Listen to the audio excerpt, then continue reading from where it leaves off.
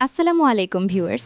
আজ আমি আপনাদের সামনে এমন কিছু তথ্য নিয়ে হাজির হয়েছি যা গত কয়েক বছর ধরে মালয়েশিয়া যাওয়ার অপেক্ষায় থাকা লাখ লাখ মানুষের স্বপ্ন পূরণ করতে যাচ্ছে। আপনারা অনেকেই জানতে চেয়েছেন কবে খুলবে মালয়েশিয়া, কত টাকা লাগবে, মেডিকেলের নতুন নিয়ম কি।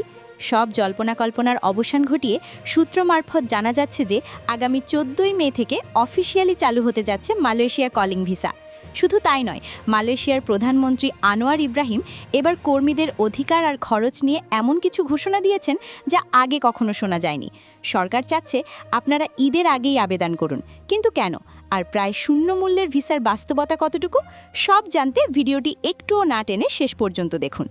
বন্ধুরা, 14ই মে তারিখটি কেন বারবার আলোচনায় আসছে?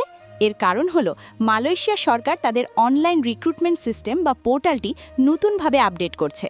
মালয়েশিয়ার প্রধানমন্ত্রী স্পষ্ট বার্তা দিয়েছেন যে এবার কোনো মধ্যস্থভোগী বা সিন্ডিকেট থাকবে না। আনোয়ার ইব্রাহিম জানিয়েছেন যে বিগত বছরগুলোতে বাংলাদেশি কর্মীরা অনেক প্রতারণার শিকার হয়েছেন। সেই দায়ভার কাঁধে নিয়েই তিনি এবার একটি স্বচ্ছ পদ্ধতি উপহার দিতে চান। 14ই মে থেকে সরাসরি নিয়োগকর্তারা তাদের চাহিদাপত্র সাবমিট করতে পারবেন এবং একই সাথে বাংলাদেশ থেকে কর্মী বাছাইয়ের প্রক্রিয়া শুরু হবে। আপনারা হয়তো ভাবছেন ঈদের আগে আবেদন করার মানে কি? সরকার চাচ্ছে একটি সুশৃঙ্খল ডাটাবেস তৈরি করতে। আবেদনের সময় আপনি যদি ঈদের ছুটির আগেই আপনার নাম এবং পাসপোর্ট নম্বর দিয়ে প্রাথমিক নিবন্ধন বা আবেদন সেরে রাখেন, তবে সিস্টেমের সিরিয়ালে আপনি সবার আগে থাকবেন। ঈদের পরে মেডিকেল কেন? এটি একটি খুবই বুদ্ধিসম্মত সিদ্ধান্ত। ঈদের সময় আমাদের খাদ্যাভ্যাস এবং লাইফস্টাইলে পরিবর্তন আসে, তাই ঈদের আমেজ কাটিয়ে শরীর যখন সম্পূর্ণ সুস্থ ও স্বাভাবিক হবে, ঠিক তখনই অর্থাৎ ঈদের ছুটির পর আপনাদের মেডিকেলের জন্য ডাকা হবে। সরকার চায় না সুস্থ কোনো কর্মীও সাময়িক কোনো কারণে মেডিকেলে আনফিট হোক। এবার আমরা কথা বলবো সবচেয়ে গুরুত্বপূর্ণ বিষয় নিয়ে, মেডিকেল চেকআপ। এবার কিন্তু আগের মতো দায়সারা মেডিকেল হবে না। 1. Central online system. আপনার রিপোর্টটি সরাসরি মালয়েশিয়া ইমিগ্রেশনের কেন্দ্রীয় ডাটাবেসে চলে যাবে। রিপোর্ট পরিবর্তনের কোনো সুযোগ দালালদের হাতে থাকবে না। 2. কঠিন শর্ত।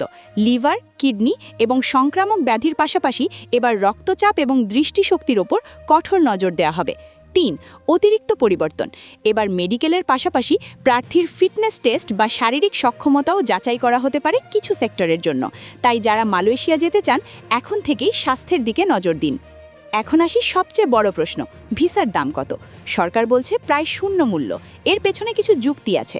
1. Recruitment cost. আন্তর্জাতিক শ্রম আইন অনুযায়ী কর্মীর বিমান টিকিট, লেভি এবং ভিসা প্রসেসিং খরচ নিয়োগকর্তার দেয়ার কথা। এবার মালয়েশিয়া সরকার কোম্পানিগুলোকে বাধ্য করছে এই খরচ বহন করতে। কর্মীর খরচ কত?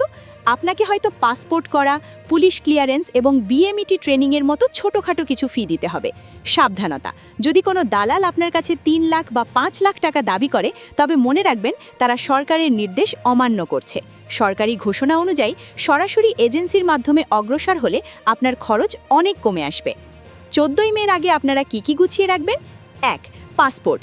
পাসপোর্টের মেয়াদ অন্তত 18 থেকে 24 মাস আছে কিনা চেক করুন। তথ্যে ভুল থাকলে এখনই ঠিক করুন। 2. স্মার্ট কার্ড এবং এনআইডি। আপনার সব ডকুমেন্টের হার্ড কপি এবং স্ক্যান কপি রেডি রাখুন। 3. ভ্যাকসিন ও সার্টিফিকেট। প্রয়োজনীয় সব টিকার সার্টিফিকেট সংগ্রহ করে রাখুন। 4.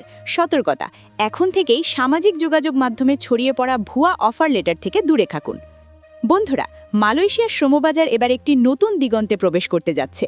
ঈদের আগে আবেদন এবং 14ই মের নতুন শুরুর খবরটি সবার মধ্যে ছড়িয়ে দিন। আমরা সবসময় চেষ্টা করি আপনাদের সঠিক এবং নির্ভরযোগ্য তথ্য পৌঁছে দিতে। মালয়েশিয়া নিয়ে আরও বিস্তারিত এবং পরবর্তী ধাপের ভিডিও দেখতে আমাদের চ্যানেলটি এখনই সাবস্ক্রাইব করে রাখুন। ভিডিওটি ইনফরমেটিভ মনে হলে একটি লাইক দিন এবং আপনার মূল্যবান মতামত কমেন্ট বক্সে লিখুন। আজকের মতো এখানেই বিদায় নিচ্ছি।